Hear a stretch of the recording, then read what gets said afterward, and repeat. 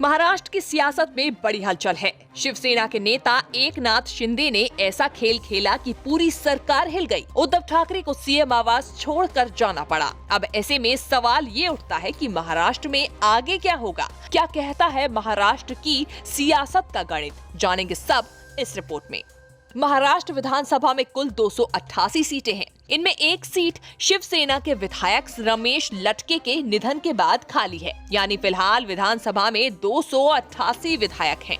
इनमें एनसीपी के 2 विधायकों अनिल देशमुख और नवाब मलिक के सदन में वोट देने को लेकर सस्पेंस है, क्योंकि दोनों जेल में हैं। इस हिसाब से अब सदन में कुल सीटों का आंकड़ा 285 हो गया। 285 का मतलब ये हुआ कि सरकार में बने रहने के लिए 143 विधायकों की जरूरत होगी। अब देखिए दूसरा आंकड़ा। शिवसेना गठबंधन यानी महाविकास अघाड़ी के पास पहले कहा जा रहा था कि कुल 169 विधायकों का समर्थन उन्हें है। इनमें से एक विधायक के निधन और 2 विधायकों के जेल जाने के बाद ये आंकड़ा 166 का हो जाता है। इन 166 विधायकों में 17 निर्दलीय और अन्य शामिल हैं। अगर निर्दलीयों का आंकड़ा कम कर दिया जाए तो फिर शिवसेना, कांग्रेस और एनसीपी तीनों के पास कुल 149 विधायक बचते हैं। अब इन 149 विधायकों में से अगर एकनाथ शिंदे के दावे वाले 40 विधायकों को कम कर दिया जाए तो आंकड़ा 109 का हो जाता है, जो कि बहुमत के आंकड़े 143 से बहुत कम है। अब आपको तीसरा आंकड़ा दिखाते हैं। अगर सिर्फ शिवसेना की सीटों की बात करें तो शिवसेना के पास पहले कुल 56 विधायक थे, जिनमें से एक का निधन हो गया है,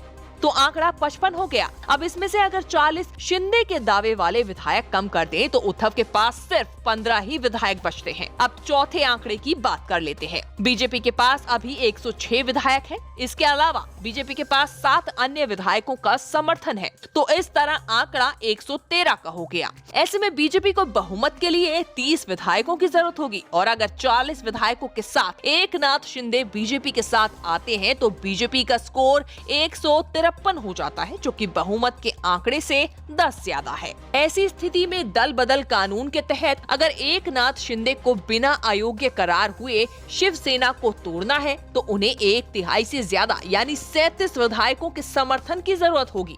और अगर शिंदे के पास 1/3 से ज्यादा विधायकों का पक्का समर्थन होता है तो पार्टी पर भी उनका अधिकार हो सकता है। साथ ही एकनाथ शिंदे नई पार्टी भी बना सकते हैं। कुल मिलाकर देखा जाए तो सारा खेल एकनाथ शिंदे के हाथ में है। उद्धव ठाकरे उन्हें सीएम बनने का ऑफर तो दे चुके हैं, लेकिन उन्होंने इसे ठुकरा दिया। अब इस स्थिति में कहा जा सकता है कि वो पूरी शिवसेना को लेकर बीजेपी के साथ सरकार बनाने की कवायद में है, जिसके वो साफ संकेत भी दे चुके हैं। न्यूज़ तक ब्यूरो।